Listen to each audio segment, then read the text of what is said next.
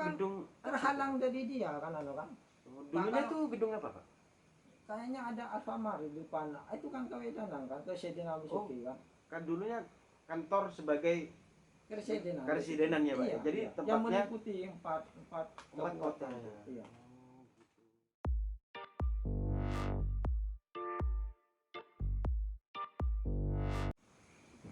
Ya, dilanjut lagi.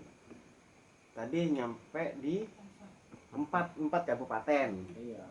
4 kabupaten yang menyeliputi dari di bawah naungan Karesidenan Besuki. Iya. Itu saya sayangkan ya itu kayak apa situ-situ sejarah itu kan cagar budaya itu kan banyak sudah dibongkar sama pemerintah. Dulunya nah, ada apa saja di situ, Pak? Nah, yang saya herankan lagi apa? Kok bisa sana tuh ada tinggalan penjara zaman Belanda? Kok bisa penjara itu dijual? Kok bisa? Itu herannya saya. Kok bisa penjara itu dijual? Siapa yang menjual, Pak? Nah, itu siapa yang bertanggung jawab itu? Herannya saat itu. Kok bisa penjara peninggalan Belanda itu milik siapa? Lah itu yang heran saya. Berarti kayak Keresidenan itu milik siapa? Pendopo itu milik siapa? Kayak itu yang saya sayangkan lagi. Kayak dalam tengah milik itu kayak tidak dirawat. Dalam tengah peninggalan Kiai Pati Aros ada sampai sekarang. Berarti sejarah Situbondo ini bisa dibilang diburamkan ya, Pak ya, atau disamarkan ya? Nggak tahu juga. Kayaknya ada tarik menarik wilayah timur sama wilayah barat. Wilayah timur itu siapa, Pak? Ya wilayah Situbondo bagian timur. Situbondo bagian timur. Iya, semua wilayah barat. Tapi saya nggak ngerti, saya nggak tahu. Cuma omongnya teman-teman tuh ada yang ngomong kayak itu. Sejarawan-sejarawan ya Iya. yang berargumen seperti itu ya. Terus tentang gedung itu, Bapak, tentang gedung Karesidenan, mungkin Bapak tahulah cerita singkat dari gedung itu, sejarah riwayatnya, itu dulunya dipakai sebagai apa? Kalau itu sama masih belum mendalami. Belum mendalami ya. Bapak hanya mendalami. Cuma saya sekarang cuma mencari pengen jadi ini di Desa Buduan. Cuma saya fokus sekarang kebudayaan di Buduan ini. Karena saya selama saya menyelidiki ya, karena di sini tuh kayaknya wah juga. Karena gitu ya? Iya di Kecamatan Subah, kayak yang saya udah bilang tadi ada batu megalitikum, ada sarkofagus, ada batu dakon, ada situ Pujuk Melas itu kan. Jadi saya masih fokus sama yang di Buduan, belum nyampe kemana-mana. Itu kenapa bisa dinamakan Pujuk Melas, Bapak? Ya. Kalau Pujuk Melas itu ya ceritanya ada dua versi. Ya. Yang pertama itu namanya kan Pujuk Melas itu kalau saya dengar itu adalah putri istri dari seorang Raja Sumenep. Nah, istri Raja Sumenep ini dituduh selingkuh. Iya. Dituduh selingkuh. Setelah itu sama raja itu maaf ya, Iya. itu buah dadanya, puting badannya dipotong pas dibuang sama raja tersebut. Jadi yang dibuang puting susunya atau orangnya? Putingnya ya dibuang, pas orangnya dipotong, orangnya dibuang.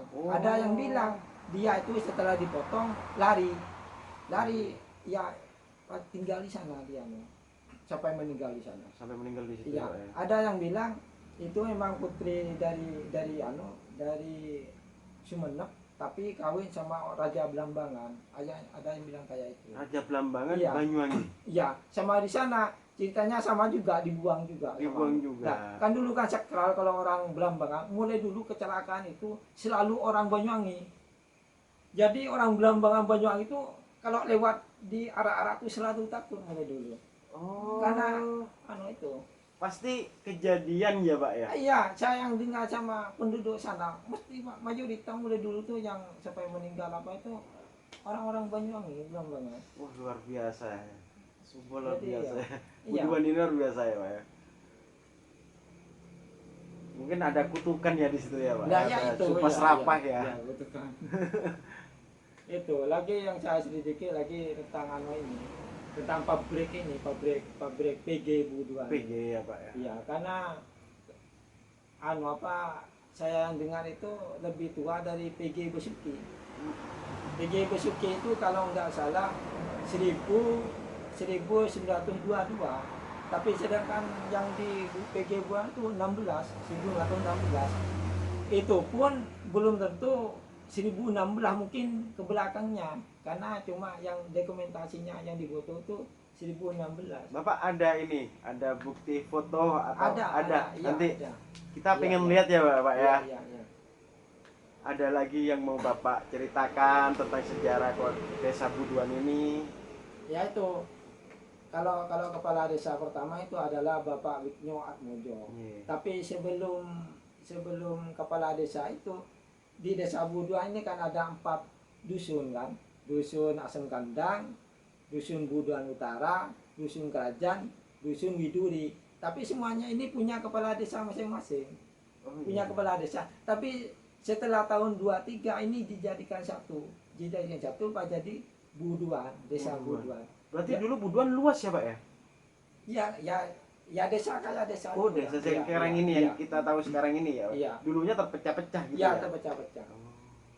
Dari 23, dari tahun 1923 sampai 47.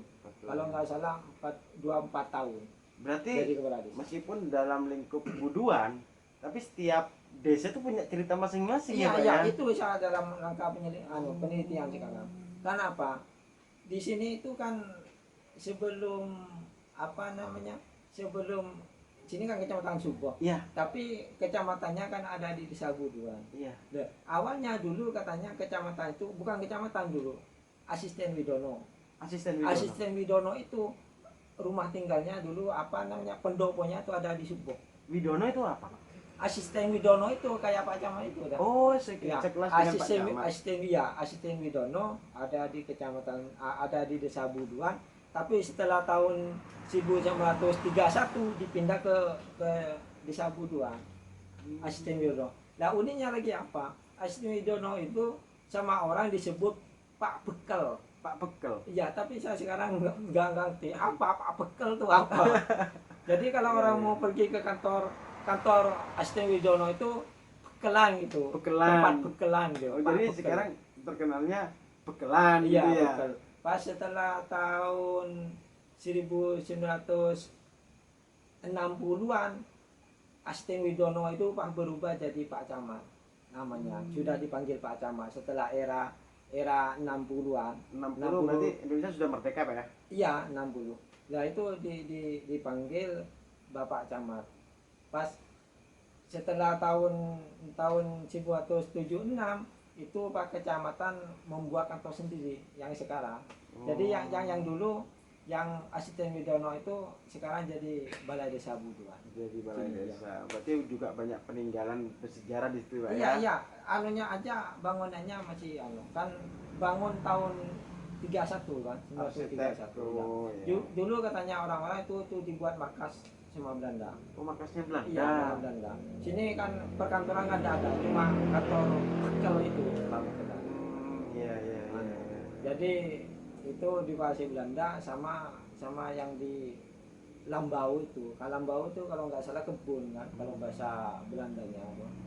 Jadi kebun sana itu tempatnya Belanda. Sampai era Jepang itu dikuasai Jepang ya. Sampai apa di sini masih ada Pak peninggalan dari masa penjajahan Jepang? Kalau tinggalan kurang tahu juga ya, tapi sini banyak.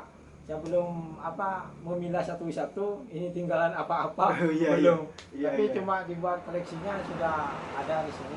Kalau foto-fotonya ada. Cuma saya belum dibuat narasinya tuh belum buat. Oh, Jadi iya. kayak foto kan harus tiap barang itu harus ada Ada narasinya. ya. Tapi saya belum penelitian belum. Nah, gini Bapak, ini sebelum kita beranjak ke sesi Bapak memperkenalkan, menceritakan satu-satu benda di ruangan ini, apa pesan Bapak buat generasi muda, adik-adik kita? Monggo Bapak ini kan Bapak utarakan di channel kami. Oh ya, saya pengen generasi karena menurut pepatah Pak Karno itu kan Bapak Karno itu kan bilang gimana ya, bangsa yang besar itu yang tidak melupakan sejarahnya kan. Betul sekali. Nah, ya itu. Jadi kalau kita belajar sejarah, sejarah tuh sangat asik, mengasihkan. Kita tuh menjadi penelitian tuh mengasihkan.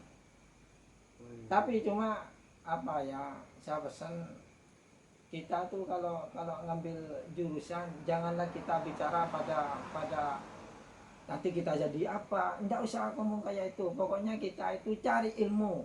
Iya. Apa yang kita inginkan apa? Kalau mulai dulu tuh yang sepi peminat sejarah dan bahasa Indonesia.